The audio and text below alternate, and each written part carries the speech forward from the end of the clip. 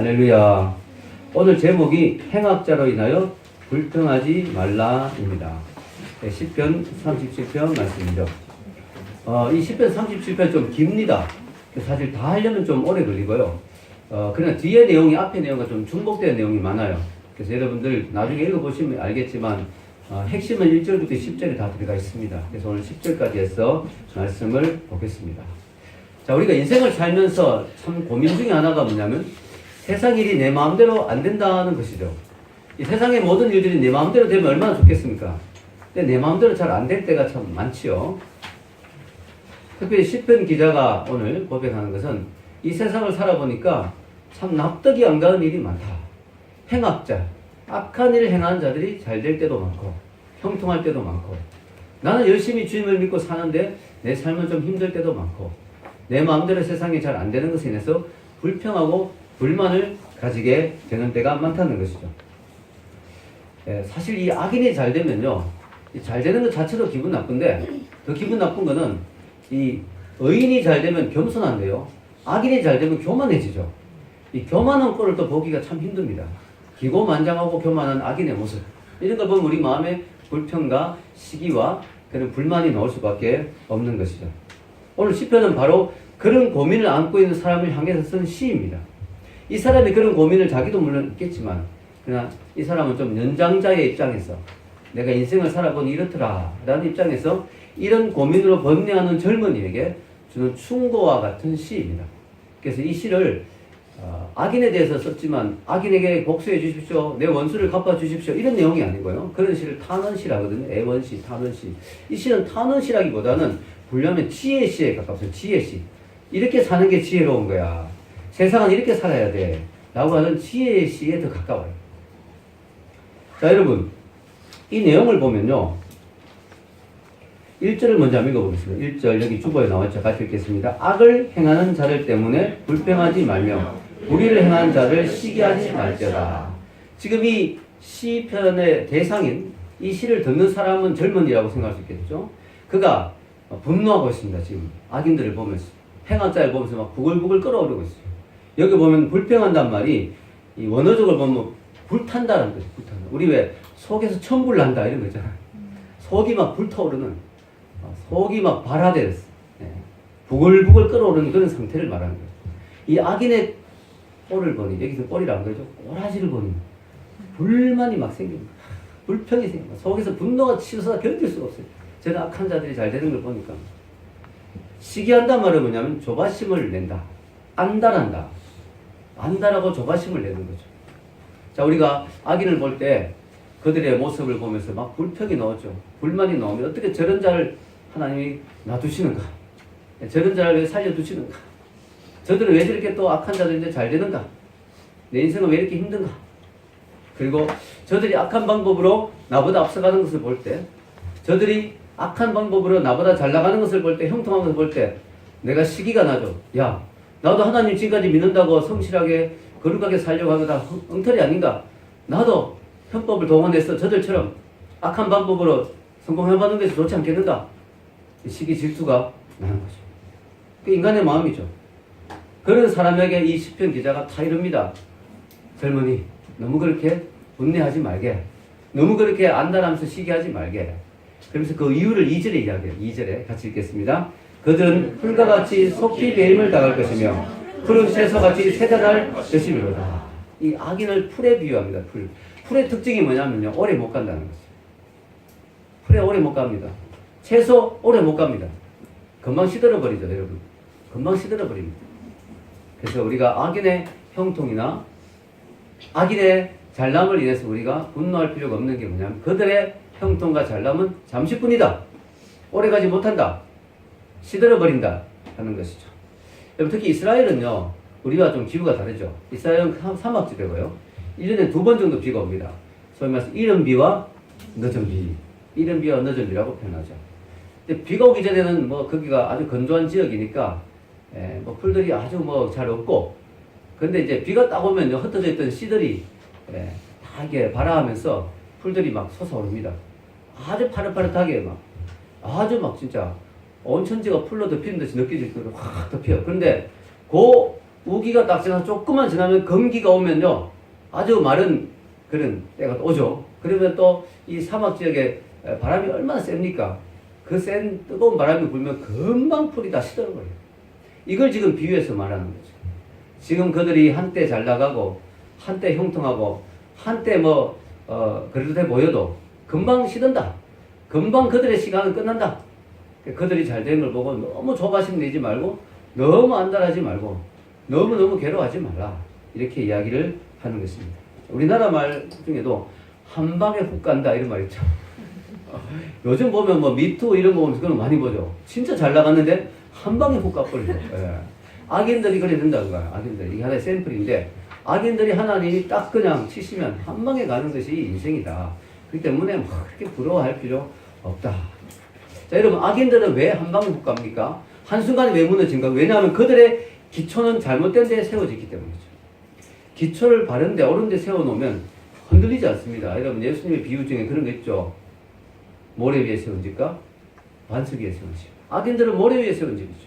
잘못된 것에 기초를 쓰고, 편법을 동원하고, 악행을 저지르고, 머리를 쓰고, 정계를 부리고, 남을 괴롭혀서 뭔가 취득을 하고, 뇌물을 쓰고, 이렇게 하는 그 기초 위에 세워진 그들의 집, 그들의 인생은 한순간에 위기가 오면 무너진다는 거예요. 그래서 너무 부러워하지 마라. 야, 어떻게 저렇게 짧은 시간에 저렇게 멋진 집을 세웠지? 와, 어떻게 저렇게 출세하고 인생을 성공했지? 어떻게 저렇게 돈을 모으고 유명해졌지? 부러워하지 마라. 한 방에 훅 간다. 풀처럼 세잔해진다 하는 것입니다. 여러분, 성경에서는 의인을 뭐로 비유하지 아세요? 풀에 비유하지 않습니다. 채소에 비유하지 않습니다. 뭐에 비유할까요? 나무에 비유합니다. 나무. 여러분, 성경에서는 의인을 나무에 비유하죠. 나무에 사시사철 열매를 맺는 나무. 흔들리지 않는 나무. 가물어도 열매를 맺는 나무. 그 나무에 비유. 나무는요, 한 철만 피고 지는 게 아니죠. 나무는요, 끊임없이 그 자리를 지키며 늠름하게 서 있죠. 나무는요, 웬만한 비바람에도 견디고 서 있죠. 나무는 뜨거운 바람도 다 견디죠. 나무는 사시사철 열매를 맺죠. 의인은 나무라는 거예요. 나무인 우리가 금방 사라지는 풀의 화려함에 속아서는 안 된다는 거죠. 그들을 부러워할 필요가 없다는 거죠. 우리는 어떤 자세로 살아야 될까요? 성경은 이렇게 말합니다. 3절에서 4절까지 나무인 우리, 의인인 우리들은 어떻게 살아야 될까? 악인을 부러워하지 말고 이렇게 살아라. 3절과 4절 읽겠습니다. 여호와를 의뢰하고 선을 행하라. 땅에 머무는 동안 그의 성실을 먹을거리로 삼을지어다. 또 여호와를 기뻐하라. 그가 내 마음의 소원을 내게 이루어 주시리로다. 아멘. 우리가 해야 될 것은 인간들의 형통함을 보고 자꾸 그걸 따라가고 부러워할 게 아니라 하나님을 바라보라는 거예요. 여호와를 의뢰하라. 아멘. 자꾸 세상 사람들을 보다 보면 하나님을 보는 시선을 놓칠 수 있어요. 여호와를 의뢰하는 말은 여호와를 바라보라. 여러분의 눈을 여호와께 고정하라. 하나님을 찾아라. 그리고 하나님을 의뢰하라. 하나님을 의지하고 하나님을 신뢰하고 하나님께 여러분의 삶을 맡겨라는 거예요. 아멘입니까? 그렇게 하라는 거예요. 그렇게 하라. 그러면서 땅에 머무는 동안 우리가 이 땅에서 영원히 머무는 게 아니잖아요. 이 땅에 머무는 동안 그의 성실을 식물로 삼아라. 이 말은 뭐냐면 하나님의 성실하심을 보고 배웠어. 그 성실함대로 나도 성실하게 선을 행하며 살아라는 거예요. 우리가 이렇게 악한 자에게 초점을 맞추다 보면 우리가 해야 될 일을 잊어버릴 수가 있어요. 자꾸 그들을 시기하고 불평하고 그들에게 자꾸 초점을 맞추다 보면 하나님도 잊어버리고 하나님 우리에게 맡기신 사명, 우리가 해야 될 성실하게 해야 될 일들을 잊어버린 경우가 많죠. 그렇게 하지 말라는 거예요. 여러분, 우리가 악인의 형통을 부러워할 게 아니라 하나님의 아름다우심을 감사하고 기뻐해야 될 줄로 믿습니다. 초점을 악인에게 맞추면 자꾸 불평이 나오죠. 하나님께 맞추면 어떻게 돼요? 우리가 감사가 나오고 기쁨이 나오죠. 기쁘다. 우리 하나님 너무 아름다우신 분. 우리 하나님을 내가 믿는다는 너무 감사합니다. 하나님을 기뻐하게 됩니다. 그래서 여러분 오늘 말씀해 보면 여호와를 의뢰하라. 그리고 선을 행하라. 그 다음에 하는 말이 뭐예요? 여호와를 기뻐하라. 여호와를 기뻐하는 것은 여호와를 의뢰하는 것의 그 다음 단계예요. 그 다음 단계. 여호와를 의뢰하는 것은 뭐냐? 믿음의 단계죠. 여호와를 기뻐하는 것은 여호와를 사랑하는 단계. 여러분 아시겠습니까? 이게 한층 더 업그레이드된 신앙이에요. 그저 하나님 나 도와주세요. 나 하나님 믿습니다. 하나님 신뢰합니다. 하나님 내 인생 책임져 주세요. 이 수준에서 뭐예요? 하나님이 너무 좋습니다. 하나님이 너무 기쁩니다. 하나님만 생각하면 너무 기쁩니다. 이거 하나님을 사랑하는 단계거든요. 하나님을 믿는 단계보다 더 올라가는 게 하나님을 사랑하는 단계예요. 아멘입니까? 여호와를 기뻐하라. 자꾸 세상 사람들에게 불평하지 말고 그거 하다 보면 기쁨이 사라져요. 여러분 속에. 기쁨이 사라져 버려요.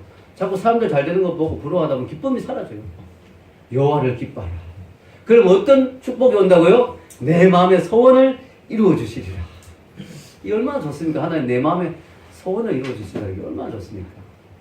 근데 아무 소원이나 이루어지면 어떻게 될까요? 큰일 나겠죠. 하나님 저 돈벼락 한 맞고 싶어요. 뭐 이런 소원 이루어져 버리면 어떻게 되겠어요? 그래서 여러분 이 앞에 이게 나오는 여호와를 기뻐하라. 그리하면 내 마음의 소원을 이루어준다. 즉 내가 하나님을 기뻐하게 되면요, 내 마음의 소원도 하나님이 기뻐하는 소원을 가지게 되겠죠. 그럼 내 마음의 소원이 하나님의 소원과 어떻게 돼요? 합쳐지는 거예요. 이게 내 소원이 이루어지는 비결이에요. 아멘입니까? 예. 저는 이번에 교회를 얻으면서요, 하나님 정말 어떻게 이런 은혜를 주십니까? 생각이 드는 거예요. 왜냐하면 내 마음의 소원이 그거였거든요. 하나님 진짜 성신여대 젊은이들이 많은 그 지역에 정말 우리 교회가 있으면 너무 좋겠습니다. 근데 너무 현실적으로 돈도 비싸고 말이 안 되는 거예요. 마음의 소원만 품었어요. 근데 이루어 주시더라고요. 여기 처음에 들어올 때도 하나님 국민대 그 여러분 강의실에서 교회 자리 없어가지고 하나님 기름역 쪽에 교회 자리 있으면 좋겠습니다. 내 마음의 소원만 품었거든요. 그런데 이루어 주셨어요. 지금도 그 소원을 품으니까 이루어 주셨어요. 야, 다행히 내 마음의 소원이 하나님의 소원과 크게 틀리지는 않았던 모양이다. 그런 생각이 드는 거예요. 여러분 주님이 주기도문을 가르치면서 어떻게 이야기했습니까? 하나님의 뜻이 하늘에서 이루어진 것 같이 땅에서도 이루어지다. 하나님의 하늘 뜻이자 하늘 뜻. 그 하늘 뜻과 내 마음의 뜻이 일치되면 그게 이루어지는 거예요. 아멘입니까? 그래서 평생 여러분이 고민해야 될 게 뭐냐면요. 어떻게 하면 내 마음의 소원을 하나님의 소원과 일치시킬 것인가. 이걸 알기 위해서 어떻게 될까? 하나님의 소원이 뭔지 알아야 되겠죠. 그래서 성경을 열심히 봐야 돼요. 기도를 열심히 해야 돼요. 하나님이 내 인생에서 우리 이 땅의 삶에서 원하시는 바가 뭘까? 가장 중요한 건 저는 영혼 구원이라 생각해요. 아멘입니까? 네. 여러분 우리가 그 다음 더 넓은 장소를 주신 이유도요. 더 많은 영혼을 구원하라고. 아멘입니까? 네. 하나님이 원하시는 영혼 구원. 거기에 내 마음이 합쳐진다면 하나님은 허락하시는 거예요. 만약에 내 마음에 야 교회가 좀 좁은데 더 큰 데 가서 내가 더 큰 목사가 돼야지 이런 게 내 야망이었다면 하나님은 안 주실 거라고 저는 생각해요. 저는 정말 그런 마음 없습니다. 정말 하나님 앞에서 우리가 더 큰 장소에서 더 많은 영혼을 구원하고 싶다. 그럴 때 하나님은 주실 줄 믿습니다. 우리가 하나님의 소원과 내 소원을 이루는 거. 그게 가장 위대한 일이죠. 이 세상에서 하나님이 원하신 일을 내가 이루는 거. 그것만큼 위대한 인생이 어디 있겠어요.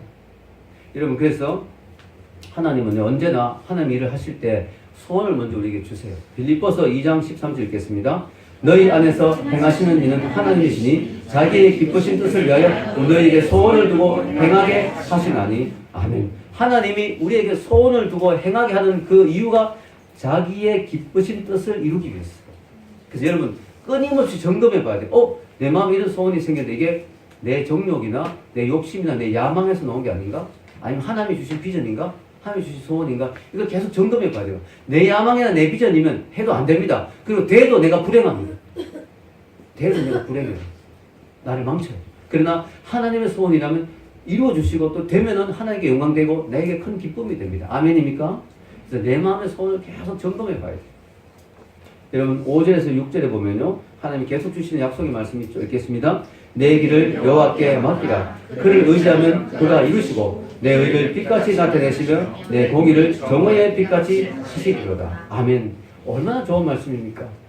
내가 하나님을 의지하고 신뢰하고 내 길을 여호와께 맡기면 그가 이루어 주신다. 내가 이루려면 힘들어요. 근데 그가 이루어 주신다. 내 의를 빛같이 나타내시고 내 공의를 정오의 빛같이 하시리로다. 악인들과 비교가 되죠. 악인들은 뭐예요?